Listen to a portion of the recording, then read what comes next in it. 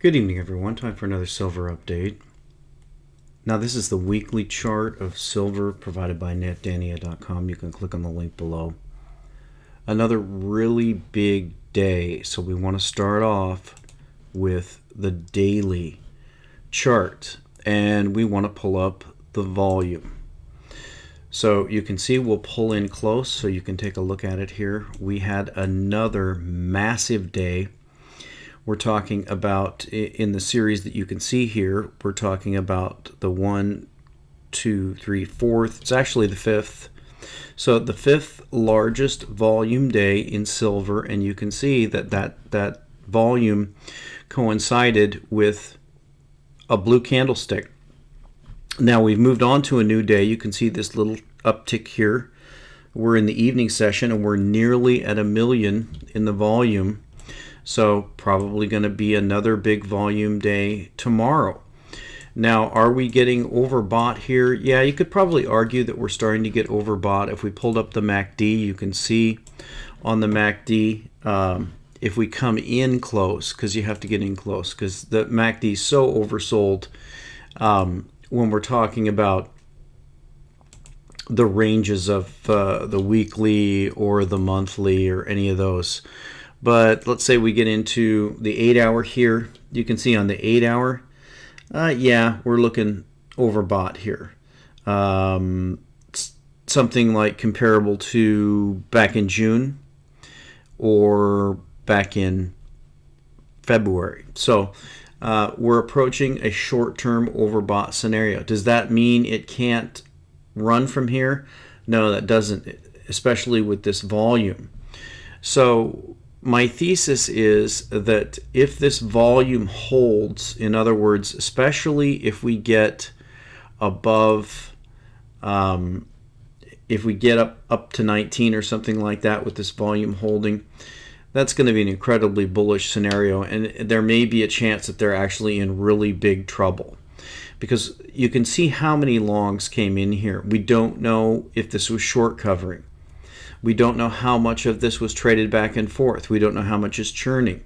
We don't know how much of this is new longs taking positions. But we do know that there has been unprecedented and massive volume come into the silver market since the beginning of November last fall and on through today. And if the market does something like this from here, let's say we get a spike rally, and I told you when we were down around 1650, I told you this thing can move really fast. It can move just as fast on the way up as it did on the way down. And you can see some of these moves on the way down. Here's a move from 39, roughly 40, to about 25. And that's in a span of 2 to 3 days, a 15-point move. That can easily happen on the way up. We can easily go from 20 to 35 in a day, in 2 days.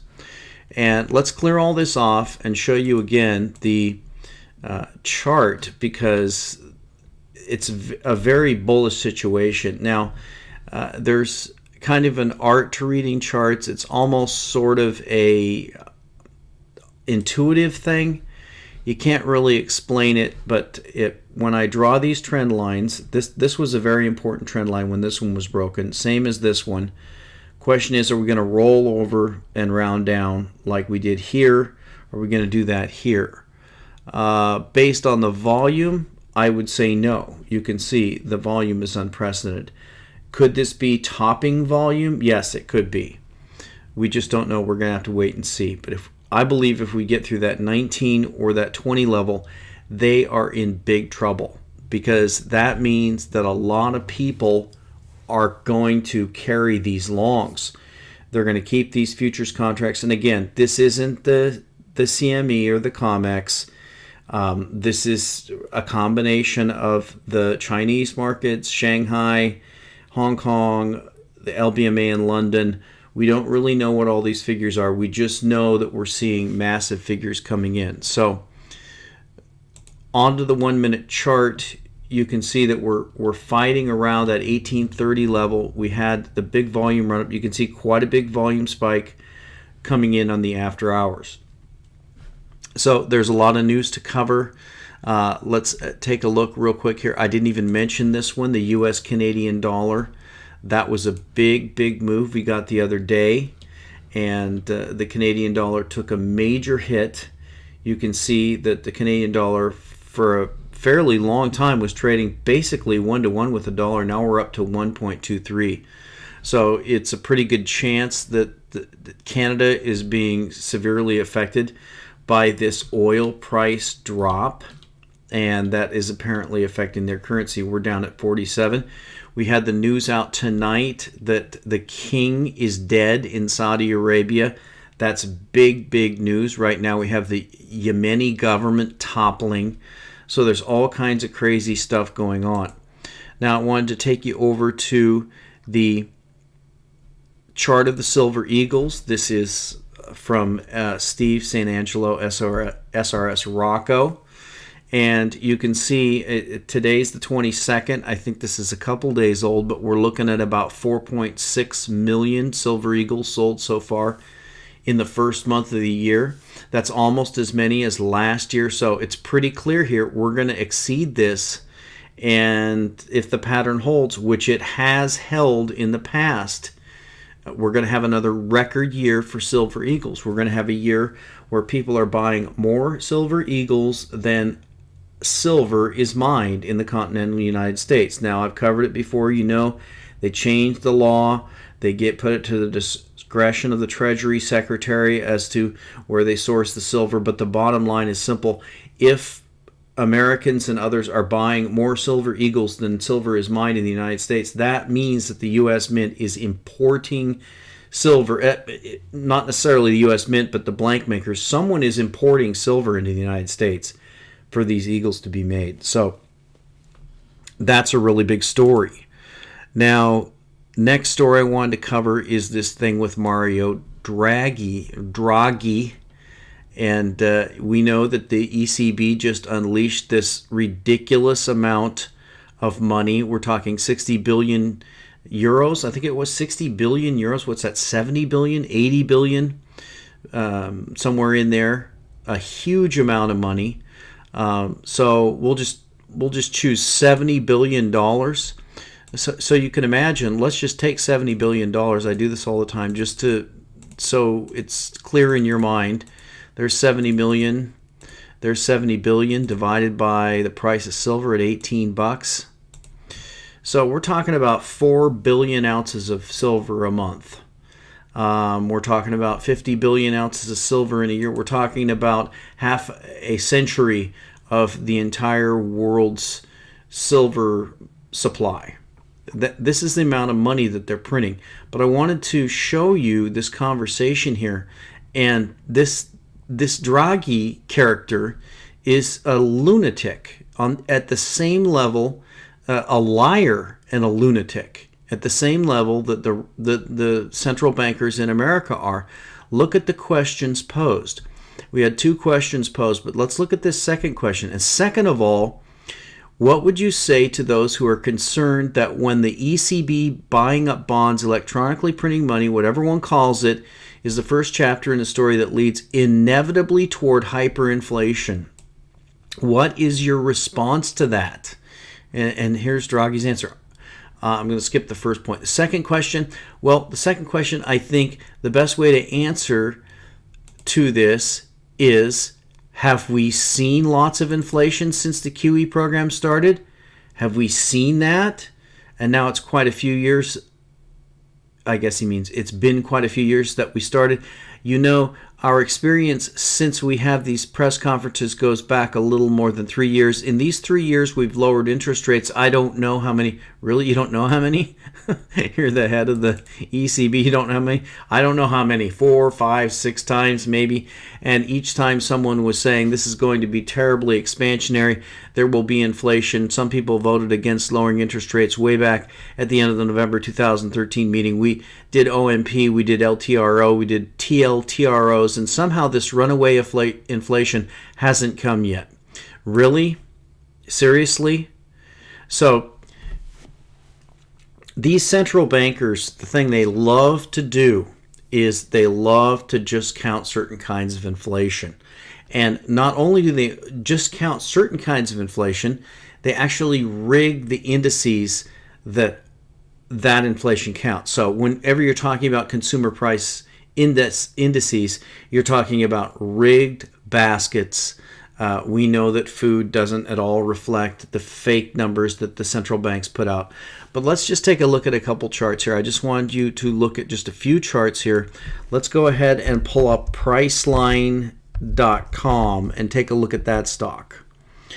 So here's a stock. We'll pull out to the weekly chart. Here's a stock that's run from about $45 was the bottom at the beginning of when they started printing money in the US and in Europe. And you can see they ran up to $13.50. It's starting to come down now, but now it's getting a bounce. About a 30-fold increase in price since they started quantitative easing. Let's look at Netflix. Netflix is another big high flyer, and you can see that Netflix has run from in 2009 about $25 to about $450. So you tell me what that increase is percentage wise. Here is Chipotle, and this is kind of interesting because this is just a restaurant. So traditionally, restaurant stocks are some of the worst performing stocks just because restaurants aren't really that profitable of a business. But you can see the Chipotle has run from about $36, which is where it was before the money printing started for this round, and up to about $700. So how is it that Mario Draghi can tell us that there hasn't been any inflation? Well, because he's a liar. Because the inflation that they count is only the inflation that they rig, and I just can't even go into it. They're just pathological liars, these central bankers are. So Draghi is just as bad as Abe and his buddy in the central bank, and Yellen and all the rest over here. These people are pathological liars. You can't believe a thing they say. So let's look at Peter Schiff and his comment, very prescient comment in my mind. Peter is making a comparison to what happened with the Swiss currency and its pegging to the euro, and what he believes is going to happen with the Chinese currency and its pegging to the dollar. Now, I think that's very informative because everybody recognized that the Swiss, and this is something that's never been pointed out in this issue. I want to point this out. I did the GDP comparisons for Switzerland and Europe. Now, Europe has an $18 trillion GDP, roughly. Switzerland has about a $500 billion GDP. So we're talking about a 36-to-1 ratio. Now, we know what happened in Switzerland. We know that people who are citizens of the European Union were flooding out of the euro, seeking the safety of a stable currency. So they were flooding into the Swiss franc, and they were seeking stability. And what happened was that amount of money coming into the Swiss franc was causing the currency to appreciate so drastically that that's when the Swiss central bank came in and intervened and created the peg. So you can see this was the panic right here into the, let's pull the volume out of here because we don't need this. This trend here, this was the panic into the Swiss franc, and you can see it was at this spike where the Swiss franc went 1-to-1 with the euro. That's when the Swiss central bank said, that's enough. We've got to not defend our currency, because this is actually a run into the currency, but we've got to do the opposite. We've got to devalue our currency and print up a whole bunch of Swiss francs and buy euros with them. That's what they did, and that's where this peg came from. Well, if you think about those numbers, you know there's no way that a country that has 1/36 the GDP of the European Union, which were the citizens that were flocking into this, there's no way that they can prop up the euro. And you can see that's what happened. Now we're sitting above halfway here, and this is what happens when you have these black swan events. You have traders that have to fill their books, and everyone's going to withhold their bid on the euro. That's what happened. And that's how they square these things away. We can see it when we get to maybe a 10-minute chart or something like that. You can see that it pretty much didn't really even trade at those prices. These were the stops blown out, and they opened down here, and those people were destroyed. That's why you have these hedge funds and FXCM and all these other traders that were just completely destroyed because they had protective stops in there, and those stops were filled down here, which if they wouldn't have even had any stops but waited for the market to clear, they could have cut their losses by 2/3. But that's how these markets work when black swans hit them. Anyway, back to this argument by Peter Schiff. So he's making an analogy about the US dollar and the Chinese currency, and what is going to happen if the Chinese do the same thing with the US dollar that the Swiss have done with the euro. Now, it's not a perfect analogy because the size of the economies are much more comparable. We know that the U.S. economy, well, the numbers that were told about the U.S. economy were told roughly the same as the euro. I think maybe a little bit less than the EU. Around 16 trillion, 17 trillion, 18 trillion is the GDP. China is rapidly coming up on that, and some have said they've surpassed it. Others say no, but roughly they're at parity. So that's nothing like the Swiss franc compared to the euro, a 36-to-1 ratio. At the same time, this peg, this is a loose peg that they've had. It's not a strict peg because you can see the devaluation of the dollar versus the yuan or renminbi has actually gone from about 8.3 down to 6.2. Not a big devaluation in the dollar, but a good 25% devaluation in the dollar since about 2008. So what happens if they unpeg this? Well, that's the big question. Do the Chinese intend to float their currency as a reserve currency? Do they intend to float it at all? Do they intend to back it by gold? We don't know what they're going to do, but it's a fascinating question. If the Chinese ever unpeg, that's going to be some big, big fireworks going forward. Now, the last thing I wanted to show you is this coin. This is the one I've been watching. As the price of silver has rallied, and it has rallied significantly, I've been watching these coins since the lows. We did most of our buying on this dip. That dip was so fast no one could really catch it. So we did most of our buying here and then in through some of here. Hopefully, I think that's what most of the members did. But you can see that we're back up here now at 1830, a good $3.50 higher than we were at those times.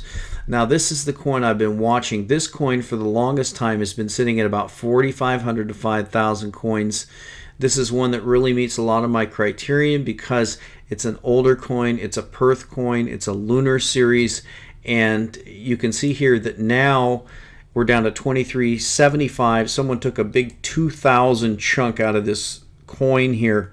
This price of $12.99 really has not significantly moved. The price of silver has moved $3.50. This price on this half ounce has moved maybe 30 cents. So it looks like that JM Bullion is interested in getting rid of these coins. I have a number of these, not a lot of them, but this is going to be a big pick for me. And the other one here that we have is the 1 ounce. It doesn't seem like a lot of people have picked that one off.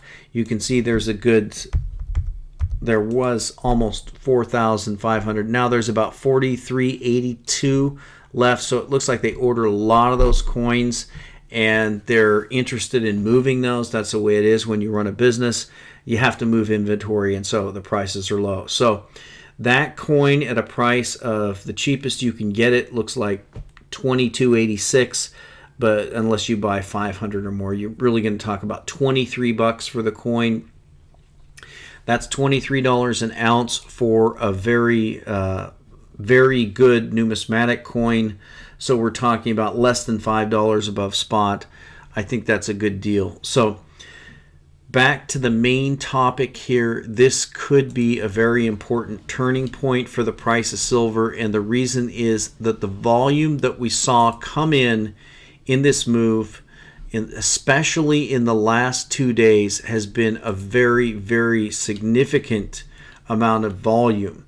And from what we've seen so far with the price action in relation to this volume, it appears that this volume is buying volume. Now we know with what the ECB is doing and how these central banks are printing money that there's just a ridiculous amount of money being printed in relationship to the amount of physical silver that's out there. We can see that the Silver Eagles are going to set another yearly record, and this could be the time when they're in big trouble and we get a simply explosive move up in the price of silver. And we'll talk to you next time.